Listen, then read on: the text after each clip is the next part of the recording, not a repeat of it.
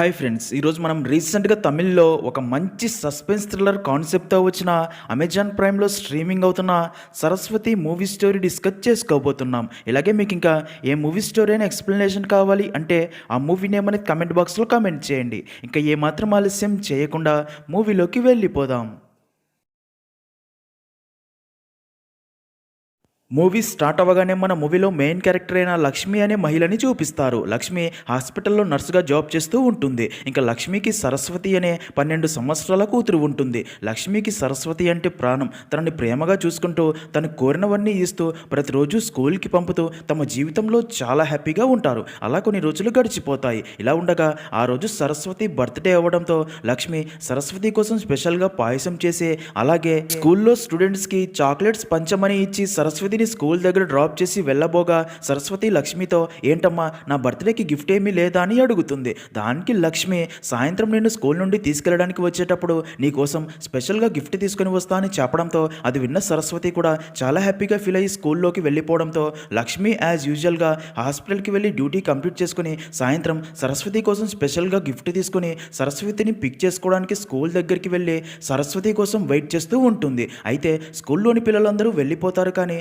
సరస్వతి మాత్రం స్కూల్ నుండి బయటికి రాదు. దాంతో అక్కడే ఉన్న ఒక టీచర్తో తన కూతురు 7th B చదివే సరస్వతి ఇంకా స్కూల్ నుండి బయటికి రాలేదు అని చెప్పగా అది విన్న టీచర్ వెయిట్ చేయండి అని అలా 7th B చదివే సరస్వతి అనే అమ్మాయిని అక్కడికి తీసుకొని వస్తుంది. అయితే ఇక్కడే అదిరిపోయే ట్విస్ట్ ఏంటంటే ఆ అమ్మాయి లక్ష్మి కూతురు సరస్వతి కాదు.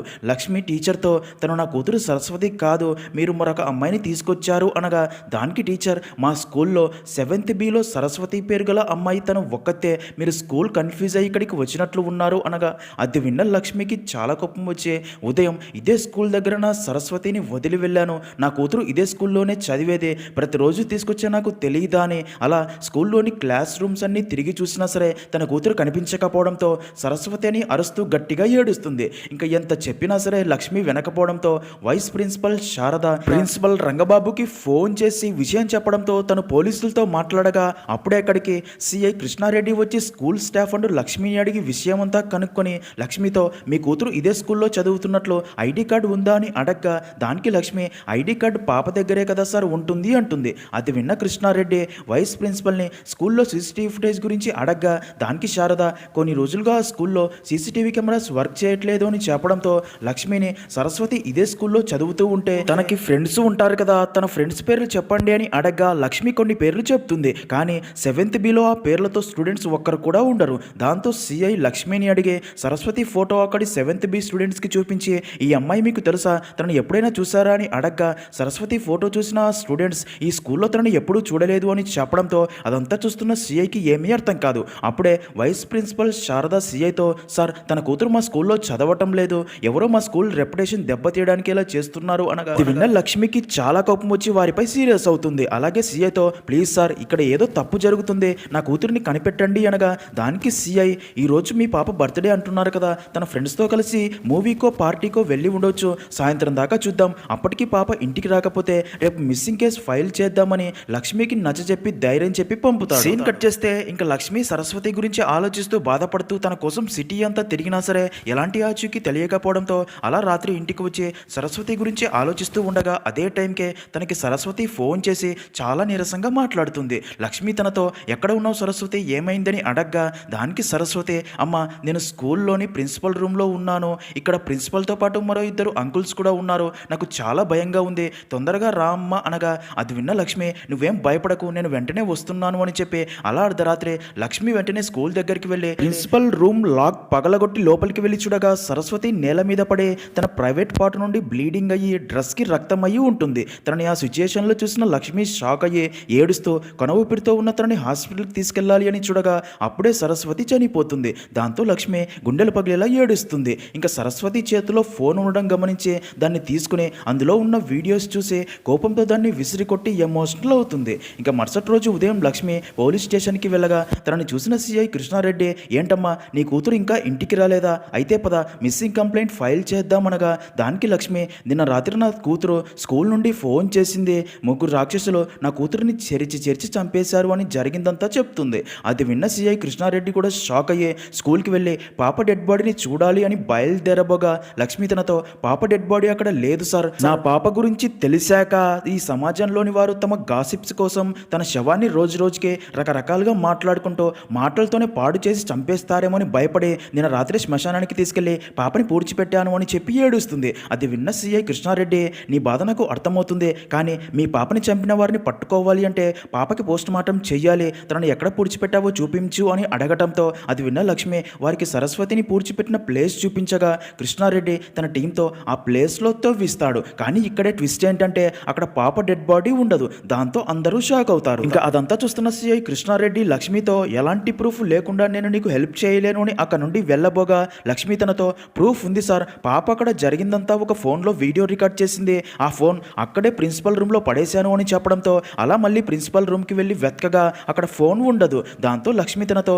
సార్ నేను చెప్పేది నిజం సార్, ప్రిన్సిపలే నా కూతురుని అత్యాచారం చేసి చంపేశాడు, వీళ్ళే ఎవిడెన్స్లన్నీ నాశనం చేశారు అని చెప్పగా అదంతా చూస్తున్న కృష్ణారెడ్డి, చూడమ్మా నేను ఒక పోలీస్ని, నువ్వు తప్పు జరిగింది అంటే ఎంక్వైరీ చేస్తాను, కానీ ఒక్క సాక్ష్యం కూడా లేని ఈ లాజిక్ లెస్ కేసుల్లో నేను నీకు ఎలాంటి హెల్ప్ చేయలేను సారీ అని అక్కడ నుండి వెళ్ళిపోగా లక్ష్మి చాలా ఎమోషనల్ అవుతుంది. ఇంకా బాగా ఆలోచించిన లక్ష్మి తన పాప చావుకి కారణమైన వారికి శిక్ష పడేలా చేయాలని తన కేసు వాదించమని చాలామంది లాయర్లను కలిసి వారికి కేసు గురించి చెప్పగా కేసు గురించి ఒక్క సాక్ష్యం కూడా లేదు అని ఎవ్వరూ కూడా తన కేసు వాదించడానికి ముందుకు రారు. దాంతో లక్ష్మికి ఏం చేయాలో అర్థం కాక బాధపడుతుంది. అలా 7 నెలలు గడిచిపోతాయి. సీన్ కట్ చేస్తే ఇక్కడే మనకి లాయర్ రామానుజంని చూపిస్తారు. రామానుజం అందరు లాయర్లలాగా డబ్బు కోసం కేసులు టేకప్ చేయడు. కేసులో నిజాయితీ ఉంటే నిజాన్ని గెలిపించడానికి కేసులు టేకప్ చేస్తాడు. అలా టేకప్ చేసిన ఒక కేసు కూడా ఇప్పటిదాకా ఓడిపోయి ఉండడు. ఇంకా రామానుజం క్యారెక్టర్ నచ్చి తన దగ్గర స్వామి అనే వ్యక్తి అసిస్టెంట్గా పనిచేస్తూ ఉంటాడు. అలా లక్ష్మికి లాయర్ రామానుజం గురించి తెలిసి స్వామి ద్వారా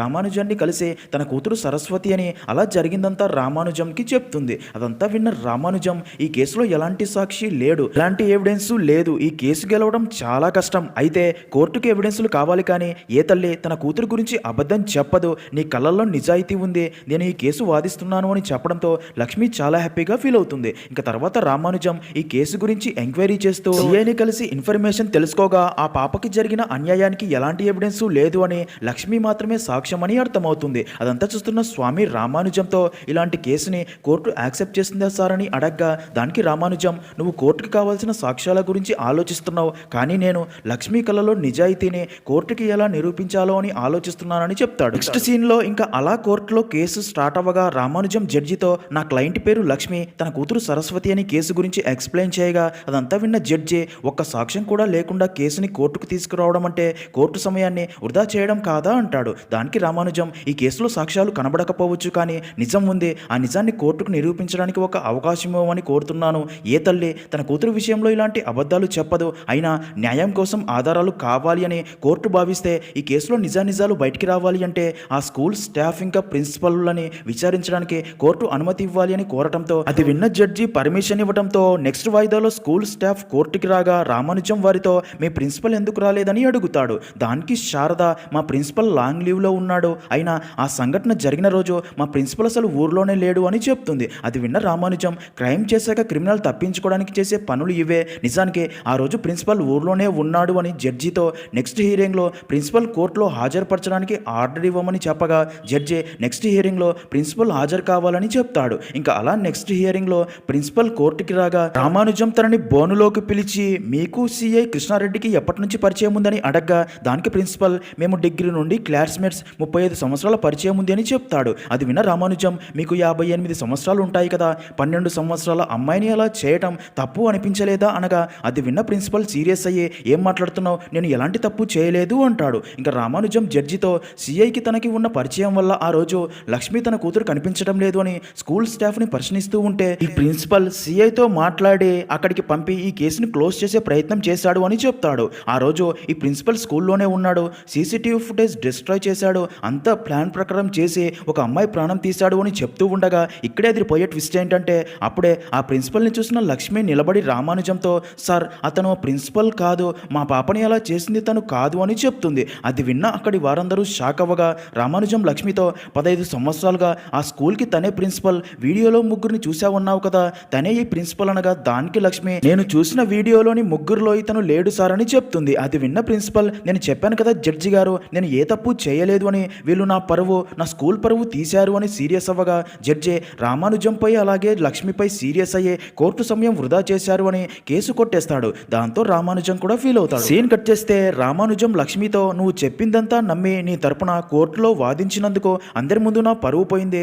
మొదట ఆ స్కూల్ ప్రిన్సిపల్ అన్నావు, తనని పిలిపించి విచారిస్తూ ఉంటే తను కాదు అన్నావు. ఇలా ప్రతిసారి వాడు కాదు వీడు కాదు అని చెప్తూ ఉంటే నీ కేసు వాదిస్తున్నందుకు అందరూ నన్ను పిచ్చోడిలా చూస్తారు, ప్లీజ్ ఇంకా నన్ను వదిలేయని చెప్పడంతో అది విన్న లక్ష్మి చాలా బాధతో అక్కడ నుండి వెళ్ళిపోయి ఒక ముసలావిడ ద్వారా కలెక్టర్ని కలిసి తనకి అంతా చెప్పగా అది విన్న కలెక్టర్ పోలీస్ స్టేషన్కి వెళ్ళి ముందు కంప్లైంట్ ఇవ్వు నేను చూసుకుంటానని చెప్పడంతో అలా లక్ష్మి పోలీస్ స్టేషన్కి వెళ్ళి సిఐ కృష్ణారెడ్డిని కలవబోగా అప్పటికే సిటీలో ముగ్గురు గవర్నమెంట్ అఫీషియల్స్ని దారుణంగా ఎవరో చంపేశారు అని సిఐ అండ్ తన పోలీస్ టీం ఫుల్గా టెన్షన్గా ఉండి లక్ష్మిని చూసి తర్వాత రమ్మని చెప్పి వెళ్ళిపోమంటారు. అయితే ఇక్కడే అదిరిపోయే ట్విస్ట్ ఏంటంటే అప్పుడే లక్ష్మి సిఐతో ఆ ముగ్గురిని చంపింది నేనే అని చెప్పగా అది విన్న సిఐ షాక్లో ఉండిపోతాడు. నిజానికి లక్ష్మి కలెక్టర్ని కలవడానికి తన ఆఫీస్కి వెళ్ళినప్పుడే అక్కడే కలెక్టర్తో పాటు తన ఫ్రెండ్స్ అయిన పోలీస్ ఆఫీసర్ ఇంకా జడ్జి కలిసి దిగిన ఫోటో ఉంటుంది. అది చూసిన లక్ష్మికి తన కూతురిని పాడు చేసి చంపింది వారే అని అర్థమయ్యి తన దగ్గర ఉన్న గన్తో మొదట కలెక్టర్ని, తర్వాత పోలీస్ ఆఫీసర్ని ఇంకా జడ్జిని ఒకే రోజు చంపేసి తర్వాత ఇలా సిఐ దగ్గరికి వచ్చి నిజం చెప్పి లొంగిపోతుంది.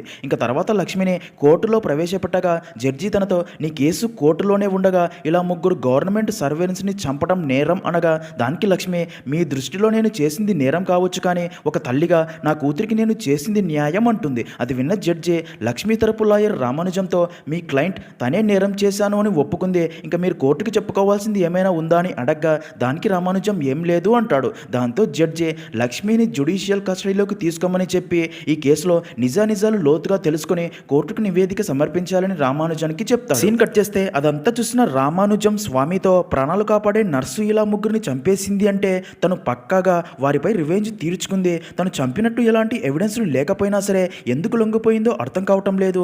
ఇంతకీ ముంబైలో ఉండే తన ex husband Aditya phone lift చేశాడా అని అడగ్గా దానికి స్వామి లేదు అని చెప్పడంతో అది విన్న రామానుజం ముంబైకి వెళ్ళి డాక్టర్ ఆదిత్యని కలిసి మీ ఎక్స్ వైఫ్ లక్ష్మి ఇప్పుడు జ్యుడిషియల్ కస్టడీలో ఉంది, తన గురించి నాకు కొన్ని నిజాలు తెలుసుకోవాలి, అసలు మీరు తనని ఎలా కలిశారో, తన గురించి మీకు ఏం తెలుసో చెప్పండి అని అడగ్గా దానికి ఆదిత్య జరిగింది చెప్తాడు. నిజానికి ఆదిత్య ఒక హాస్పిటల్లో డాక్టర్గా ఉండగా అదే హాస్పిటల్లోనే లక్ష్మి నర్సుగా పనిచేస్తూ ఉంటుంది. ఇంకా అలా ఒకరోజు లక్ష్మిని మొదటిసారి చూడగానే ఆదిత్యకి లక్ష్మి అండ్ తన క్యారెక్టర్ కూడా బాగా నచ్చి తనతో మాట్లాడుతూ క్లోజ్ అవుతాడు. లక్ష్మికి కూడా ఆదిత్య మంచితనం బాగా నచ్చి తనతో క్లోజ్ అవుతుంది. అలా కొన్ని రోజులకి ఆదిత్య తన పేరెంట్స్కి తమ ప్రేమ విషయం చెప్పి పెళ్లి కూడా చేసుకుంటారు. అలా కొన్ని రోజులు గడిచిపోతాయి.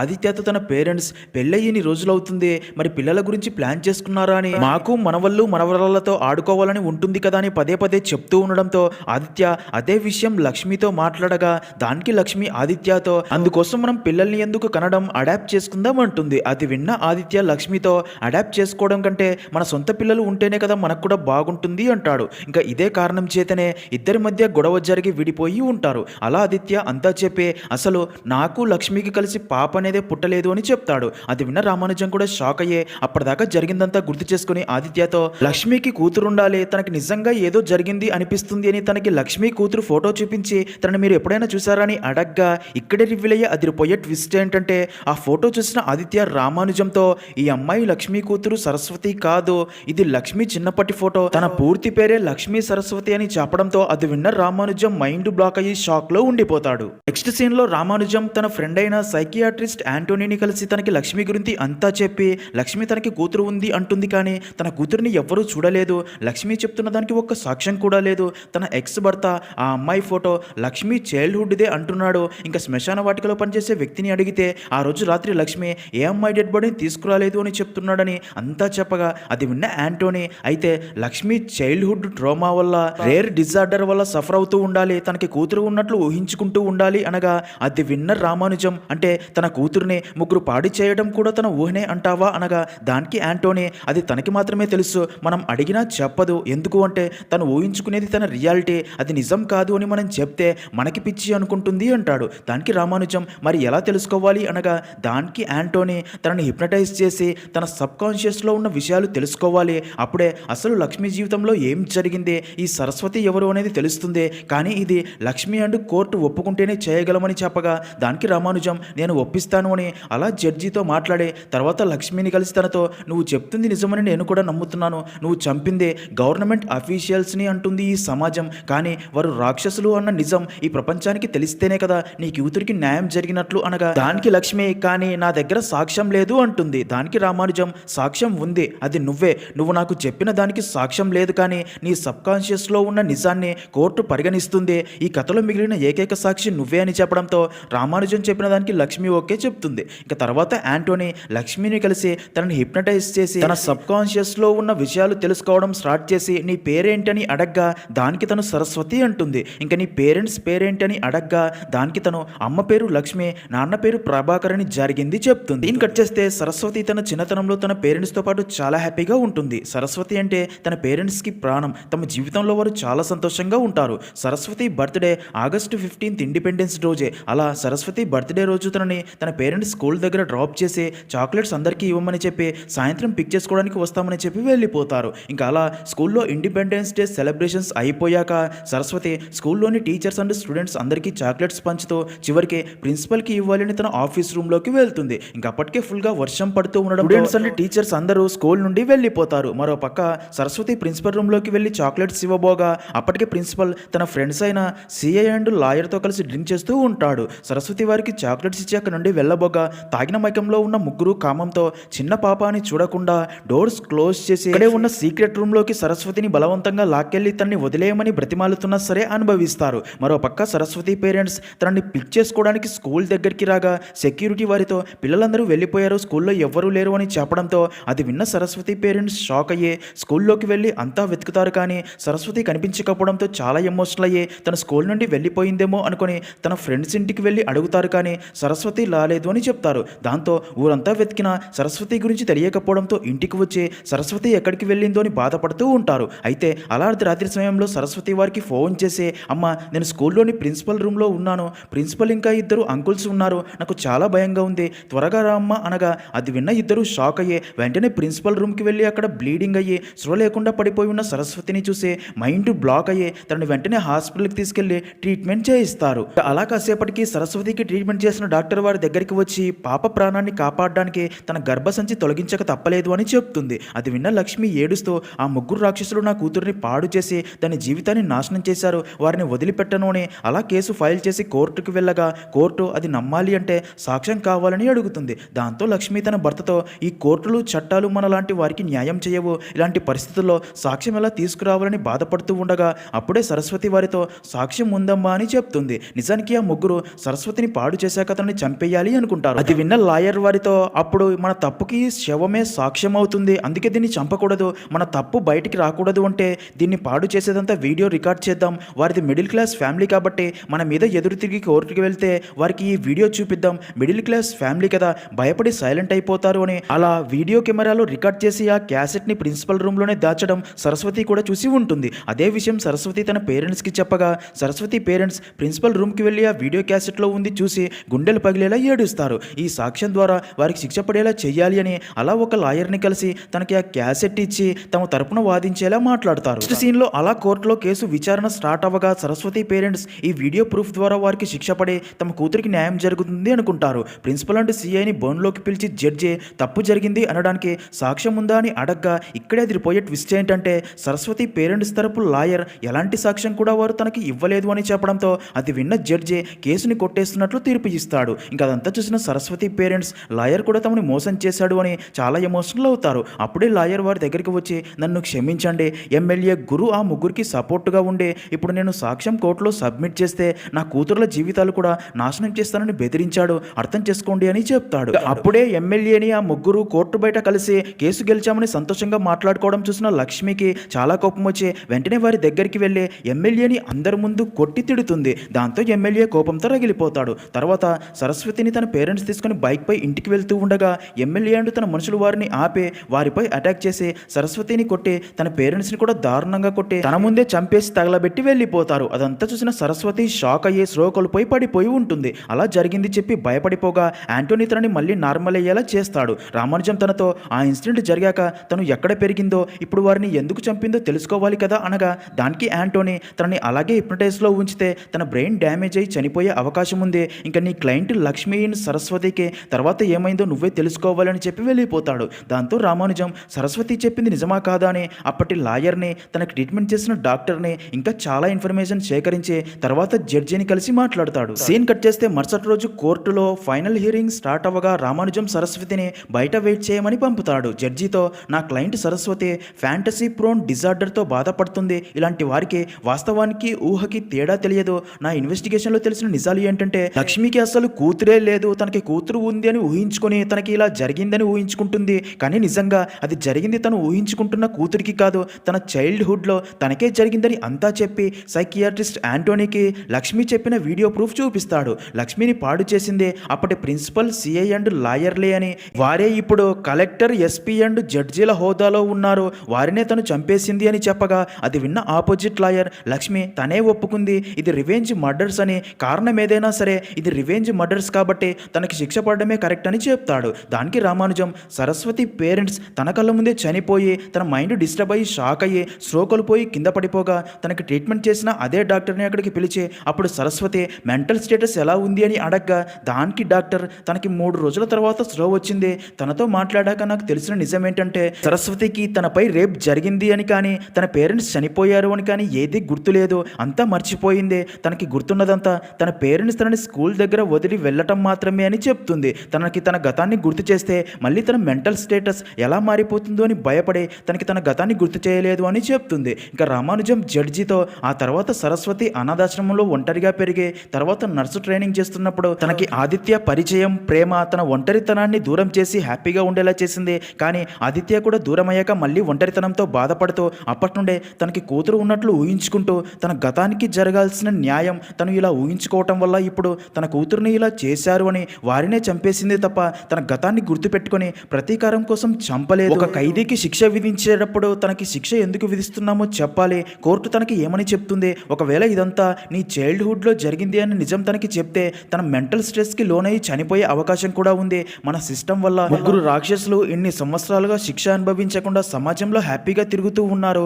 గతం మర్చిపోయి వారిని ఇప్పుడు చంపిన సరస్వతి క్రిమినల్ కాదు, తను ఒక విక్టిమ్ అండ్ పేషెంట్. ఇప్పుడు తనకి మీరు ఏమని చెప్పి శిక్ష విధిస్తారు అనగా అది విన్న జడ్జి, నా తీర్పుని ఎల్లుండి ఆగస్టు 16న చెప్తాను అంటాడు. నెక్స్ట్ సీన్ లో ఆగస్టు 15న రామానుజం సరస్వతిని కలిసి న్యాయం బ్రతికే ఉంది, రేపు ఫైనల్ హియరింగ్, నీకు తప్పకుండా న్యాయం జరుగుతుంది అని చెప్పి అక్కడ నుండి వెళ్ళబోతాడు. ఇంకప్పుడే జైల్లో ఇండిపెండెన్స్ డే సెలబ్రేషన్స్ లో భాగంగా మినిస్టర్ జెండా ఎగురవేసి ఖైదీలకి స్వీట్స్ పంచుతూ ఉంటాడు. సరస్వతి కూడా స్వీట్స్ బాక్స్ తీసుకోవడానికి వెళ్తుంది. ఇక్కడే అదిరిపోయే ట్విస్ట్ ఏంటంటే అప్పుడే సరస్వతి మినిస్టర్ పై అటాక్ చేసి ఫ్లాగ్ బ్యాడ్జ్ పిన్నుతో తన గొంతులో గుచ్చి చంపుతుంది. ఈ విషయం తెలిసిన రామానుజం అక్కడికి వచ్చి అది చూసి షాక్ అవుతాడు. నిజానికి ఈ మినిస్టర్ ఎవరో కాదు, అప్పుడు ఆ ముగ్గురికి సపోర్ట్ చేసి సరస్వతి పేరెంట్స్ని చంపిన అదే ఎమ్మెల్యే. తన చేతికి ఉన్న ఉంగరం చూసి తనని గుర్తుపట్టి ఉంటుంది. ఇంకా అలా సరస్వతిని మరుసటి రోజు కోర్టులో ప్రవేశపెట్టగా ఆపోజిట్ లాయర్ జడ్జితో ఇది పక్కాగా ప్రతీకార హత్యనే అని, సరస్వతి కావాలనే చంపింది అని చెప్పి రామానుజం చెప్పిందంతా అబద్ధమని సరస్వతికి శిక్ష విధించాలి అంటాడు. జడ్జి సరస్వతిని మినిస్టర్ని ఎందుకు చంపావని అడగ్గా దానికి సరస్వతి, ఆ ముగ్గురు తప్పించుకోవడానికి కారణం తనే, అందుకే చంపేశాను అంటుంది. దానికి జడ్జి, తనకి శిక్ష విధించాలి అంటే కోర్టులు చట్టాలు ఉన్నాయి కదా అంటాడు. అది విన్న సరస్వతి, మరి నేను న్యాయం కోసం వస్తే ఏం చేశాయి సార్ మీ చట్టాలు? ఒక్కసారి కూడా కేసు ఫైల్ చేయలేదు. చిన్నప్పటి నుండి ఆడవారిని అలా ఉండాలి ఇలా ఉండాలి అని రిస్ట్రిక్ట్ చేస్తారు కదా, తప్పు చేసేవారికి ఎందుకు చెప్పలేరు సార్? ఈ దేశంలో జంతువులకి ఉన్న ప్రియారిటీ కూడా ఆడవారిపై లేదు. నెమలిని పులిని చంపితే నాన్ బెయిలబుల్ కేసులు, కానీ అదే అమ్మాయిని పాడు చేసి చంపినా జైలుకి వెళ్ళి బెయిల్పై దర్జాగా బయటకు వచ్చి మళ్ళీ అదే తప్పు చేసి వెళ్ళి బెయిల్పై బయటకు వచ్చి దర్జాగా తిరుగుతారు. వాడు చేసింది తప్పు, వాడికి పడాల్సింది శిక్ష, నేను చేసింది న్యాయం, తప్పు కాదు అని చెప్తుంది. అప్పుడే రామానుజం జడ్జితో, మీరు తీర్పు ఇచ్చే ముందు మీకు ఈ దేశంలో జరిగిన ఒక ఇన్సిడెంట్ గురించి చెప్పాలి అనుకుంటున్నా. 2004వ సంవత్సరం నాగపూర్లో అక్కు యాదవ్ అనే రేపిస్ట్ మళ్ళీ బెయిల్పై బయటకు వచ్చి అదే తప్పు చేస్తూ ఉంటే 200 మంది మహిళలు కోపంతో కోర్టులో అందరి ముందు తనని చంపేశారు. మన పని మనం చేయకపోతే ప్రతి ఆడది సరస్వతిలా మారుతుంది. ఇప్పుడు మీరు ఇవ్వబోయే తీర్పు ఆడవారికి నమ్మకం కలిగేలా ఇవ్వండి అని చెప్తాడు. అదంతా విన్న జడ్జి తీర్పుని ఇస్తూ, సరస్వతికి న్యాయం చేయడంలో మన సిస్టమ్ ఫెయిల్ అయ్యింది, మనం కాపాడలేకపోయినా ఎంతో మంది ఆడపిల్లల కన్నీటి చుక్కలతో రాసిన జడ్జిమెంట్ ఇది. సరస్వతి ప్రతీకారం కోసం ఈ మర్డర్స్ చేయలేదు అని రామానుజం సబ్మిట్ చేసిన సరస్వతి మెడికల్ రిపోర్ట్స్ ప్రకారం తను ఫ్యాంటసీ ప్రోన్ డిజార్డర్ వల్లే ఈ హత్యలు చేస్తున్నట్లు నమ్మి ఈ కేసు ఒక ప్రత్యేకమైనదిగా భావించి సెక్షన్ 22 BNNS ని ఈ కేసులో పరిగణిస్తూ సరస్వతిని మెంటల్ అసైలం కి పంపాల్సిందిగా తీర్పిస్తాడు. సీన్ కట్ చేస్తే అలా కొన్ని నెలల తర్వాత రామానుజం సరస్వతిని ఒకసారి కలవటానికి వెళ్ళి అక్కడి అక్కడి దృశ్యం చూసి షాక్ అవుతాడు. ఎందుకు అంటే ఆదిత్య సరస్వతి ఇప్పటికీ కలిసే ఉంటారు కాబట్టి. రామానుజం వారితో అన్నీ మరిచిపోయామన్నారు, మరి ఇదేంటి అని అడగ్గా వారు జరిగింది చెప్తారు. నిజానికి ఆదిత్య తన పేరెంట్స్ కోసం తమకు పిల్లలు కావాలి అని సరస్వతికి చెప్పడంతో అలా వారు పిల్లల కోసం ప్లానింగ్ చేసి ఇంటిమేట్ అవ్వబోగా అప్పుడే సరస్వతికి తన చైల్డ్హుడ్లో జరిగిన ఇన్సిడెంట్తో పాటు అంతా గుర్తొస్తుంది. సరస్వతి ఆదిత్యకి అలా అంతా చెప్పి వారిని ఎలాగైనా శిక్షించాలి అనగా దానికి ఆదిత్య కూడా సపోర్ట్ చేయడంతో అలా ఇద్దరు ఒక పక్క ప్లాన్ ప్రకారం ఫ్యాంటసీ ప్రోన్ డిజార్డర్ గురించి తెలుసుకుని సరస్వతి లేనిది ఉన్నట్లు ఊహించుకుంటున్నట్లు క్రియేట్ చేసి తనకి కూతురు ఉందని, తనకి అలా జరిగిందని ఎగ్జిక్యూట్ చేసి అందరినీ కన్ఫ్యూజన్లో ఉంచి తర్వాత ప్లాన్ ప్రకారం కలెక్టర్ని, ఎస్పీని, జడ్జిని చంపేసి తన డిజార్డర్ని ఉపయోగించి ఈ కేసు నుండి బయటపడాలి అని న్యాయం కోసం నిలబడే రామానుజం గురించి తెలుసుకొని తనని కలిసి మాట్లాడి సరస్వతికి నిజంగానే ఫ్యాంటసీ ప్రోన్ డిజార్డర్తో సఫర్ అవుతుంది అని నమ్మించే ఇది ప్రతీకార హత్యలు కాదు అని తన కోసం పోరాడేలా చేసి ఉంటారు. ఇంకా ఆ రోజు జైల్లో మినిస్టర్ని చంపడం అనేది మాత్రం వారికి బోనస్ ఆఫర్ లాగా రావడంతో తనని కూడా చంపేసి ఉంటుంది. అలా రామానుజంకి డిజార్డర్ అని అబద్ధం చెప్పి కేసు నుండి బయటపడి ఉంటుంది. అలా సరస్వతి రామానుజానికి చెప్పి సారీ సార్, మీకు అబద్ధం చెప్పి నమ్మించడం వల్లే మాకు న్యాయం జరిగింది అని చెప్పగా అది విన్న రామానుజం కూడా మొత్తానికి నేను పోరాడింది కూడా న్యాయం కోసమే కదా అని చెప్పి హ్యాపీగా ఫీల్ అయ్యి అక్కడ నుండి వెళ్ళిపోతాడు. అలా అక్కడితో మూవీ అనేది ఎండ్ అవుతుంది.